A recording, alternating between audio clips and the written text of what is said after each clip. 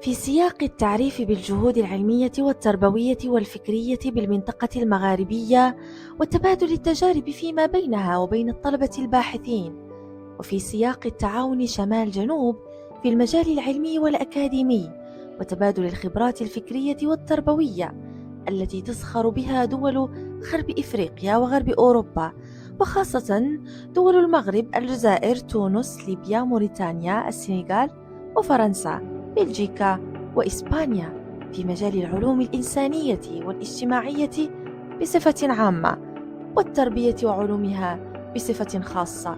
ينظم المركز المغربي للدراسات والأبحاث التربوية بالرباط والمعهد الأوروبي للدراسات الإبستمولوجية ببروكسل ومؤسسات أكاديمية وجامعية شريكة برنامجا تكوينيا سنويا باسم الجامعة المغاربية للتربية لفائدة طلبة الدراسات الجامعية العليا من تخصصات الفكر الإسلامي المعاصر والتربية وعلومها، الراغبين في تطوير معرفتهم وخبراتهم في موضوعات البرنامج، ويؤطرها خبراء متخصصون.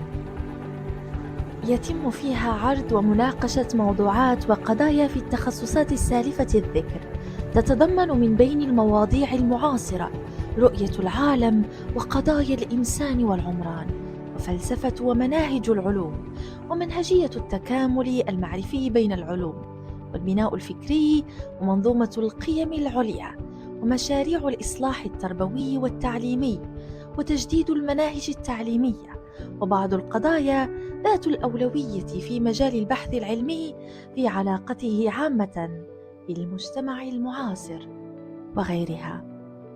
وتهدف هذه الجامعة إلى: أولاً، تنمية معارف الطلبة الباحثين في موضوع الجامعة. ثانياً، تطوير مهارات وخبراتهم في مجال البحث العلمي. ثالثاً، تنمية مهاراتهم الذاتية والتواصلية والثقافية. وأخيراً، تبادل التجارب والخبرات في مواضيع البحث العلمي المشتركة.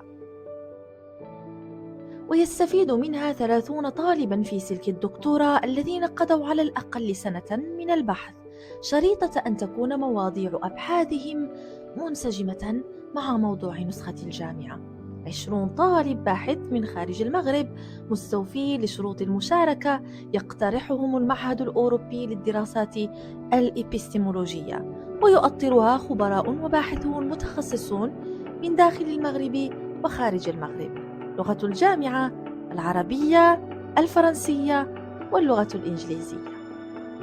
مكونات برنامج الجامعة: محاضرات، مداخلات فرعية في محاور، تعقيبات على المداخلات الفرعية، عرض ملخصات البحوث يلقيها بعض الباحثين في موضوع أبحاثهم في سلك الدكتوراه في حدود 10 دقائق لكل واحد، معرض ملصقات علمية للبحوث في سلك الدكتوراه، برنامج أطروحتي في 180 ثانية، زيارات ميدانية.